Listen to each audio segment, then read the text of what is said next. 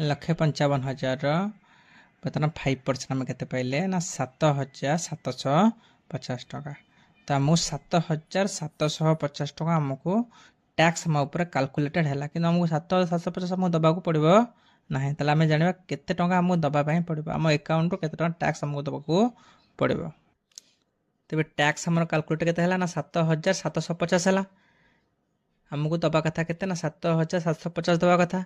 किंतु under act 87A अनुसार 87A act अनुसार आमको कौन हम ना 60,000 टका पर्यंत टैक्स आमको छाड़ रहा 60,000 किंबा आमर ये टोटाल जो अमाउंट हूँ 5 लाख के 12 लाख टोटाल अमाउंट आम रहा के सब basic plus D HRA P tax arrear सब मिसेला टोटाल अमाउंट आम जी से रिडक्शन है के 75,000 माइनस है 75,000 माइनस है आमको जो अमाउंट मिला तार टैक्स कैलकुलेशन हो 75,000 माइनस है जो अमाउंट आम मिले टैक्स कैलकुलेशन। तो ये टैक्स जो अमाउंट 12 लक्ष पर्यंत 12 लक्ष भितर हेले 12 लक्ष पर्यंत 12 लक्ष भितर हेले आमर टैक्स टा केते पड़िबो ना 60,000 टका पड़िबो। 12 लक्ष ए अमाउंट 5 लाख केते अछि 12 लक्ष पर्यंत हेले 60,000 टका हमको इंटरेस्ट 60,000 टका हमको टैक्स हमको पड़िबो।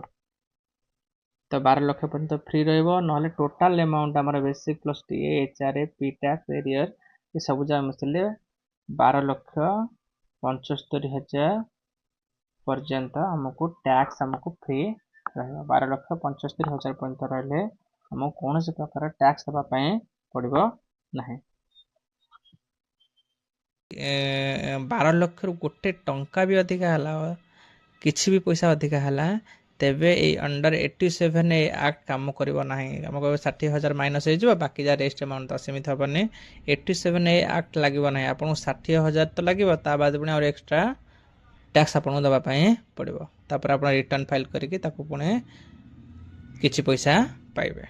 87A अनुसार जदि आम रिपीट न हुई टैक्स लगिला से आड ऑन हम 4% हेल्थ एंड एजुकेशनल चेस आमर आड हम। तो जी आमको टैक्स लगी तार 4% आमको एडिशनल आउ एक्स्ट्रा आमको दवापाई पड़ो समस्त जदि सपोज गोटे अमाउंट 7,750 से तो टैक्स लगे कथा न तथापि गोटे एग्जांपल हिसाब से करती 7,750 जब है टैक्स तार 4% हो 310 टका तो टोटाल ऊपर है 8,060 टका आपको 8,060 टका टैक्स पड़ो।